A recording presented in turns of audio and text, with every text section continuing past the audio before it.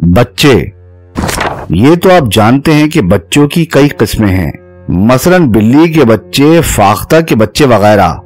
मगर मेरी मुराद सिर्फ इंसान के बच्चों से है, जिनकी ज़ाहिरन तो कई किस्में हैं। कोई प्यारा बच्चा है और कोई नन्हा बच्चा है, कोई फूल सा बच्चा है और कोई चांद सा बच्चा है। लेकिन ये सब उस वक्त तक की बातें हैं जब तक बरखुरदार पिंगोड़े में सोया पड़ा है, जहां बेदार होने पर बच्चे के पांचों हवास काम करने लगे। बच्चे ने इन सब खिताबात से बेनियाज होकर एक अलार्म क्लॉक की शक्ल इख्तियार कर ली। ये जो मैंने ऊपर लिखा है कि बेदार होने पर बच्चे के पांचों हवास काम करने लग जाते हैं, ये मैंने और हुक्मा के तजुर्बात की बिना पर लिखा है, वरना हाशाओ कला मैं इस बात का कायल नहीं।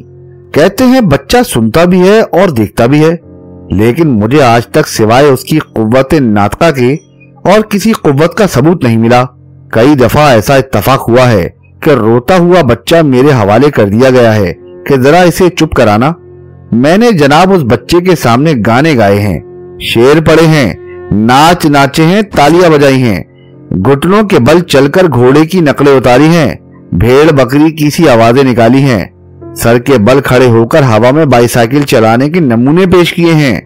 लेकिन क्या मजाल जो उस बच्चे की यकसोई में जरा भी फर्क आया हो, या जिस सुर पर उसने शुरू किया था उससे जरा भी नीचे उतरा हो। और खुदा जाने ऐसा बच्चा देखता है और सुनता है तो किस वक्त। बच्चे की जिंदगी का शायद ही कोई लम्हा ऐसा गुजरता हो जब उसके लिए किसी न किसी किस्म का शोर जरूरी ना हो। अक्सर औकात तो वो खुद ही सामाय नवाजी करते रहते हैं, वरना ये फर्ज उनके लवाकिन पर आयद होता है। उनको सुलाना हो तो लोरी दीजिए, हंसाना हो तो मोहम्मद से फिक्रे बेमायने से बेमायने मुंह बनाकर बुलंद से बुलंद आवाज में उनके सामने दोहराइए, और कुछ ना हो तो शुगले बेकारी के तौर पर उनके हाथ में एक झुंझुना दे दीजिए। ये झुंझुना भी कमबख्त किसी बेकार की ऐसी इजाद है कि क्या अर्ज करूं। यानी जरा सा आप हिला दीजिए, लुढ़कता चला जाता है, और जब तक दम में दम है उसमें से एक ऐसी बेसुरी करख्त आवाज मुतवातिर निकलती रहती है कि दुनिया में शायद इसकी मिसाल मुहाल है।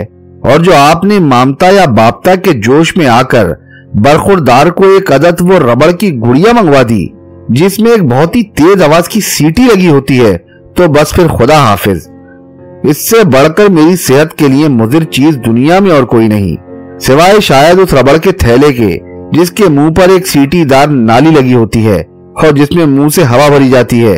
खुशकिस्मत हैं वो लोग जो वालिदैन कहलाते हैं, बदकिस्मत हैं वो बेचारे जो कुदरत की तरफ से इस ड्यूटी पर मुकर्रर हुए हैं कि जब किसी अजीज या दोस्त के बच्चे को देखें तो ऐसे मौके पर उनके जाती जज्बात कुछ ही क्यों ना हो, वो ये जरूर कहेंगे कि क्या प्यारा बच्चा है।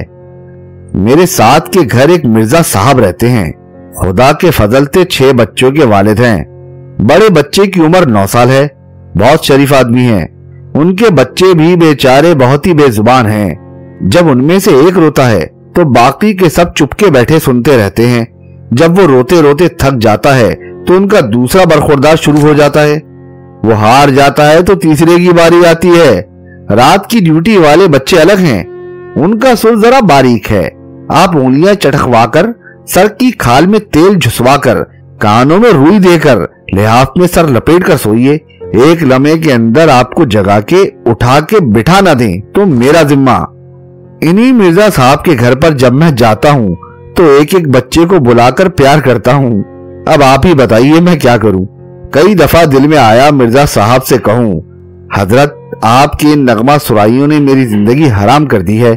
ना दिन को काम कर सकता हूँ ना रात को सो सकता हूँ।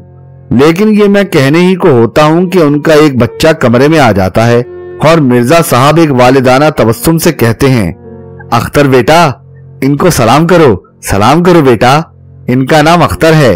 साहब बड़ा अच्छा बेटा है, कभी जिद नहीं करता, कभी नहीं रोता, कभी माँ को दिक नहीं करता। मैं अच्छी तरह जानता हूँ कि ये वही नालायक है जो रात को 2 बजे गला फाड़ फाड़ के रोता है।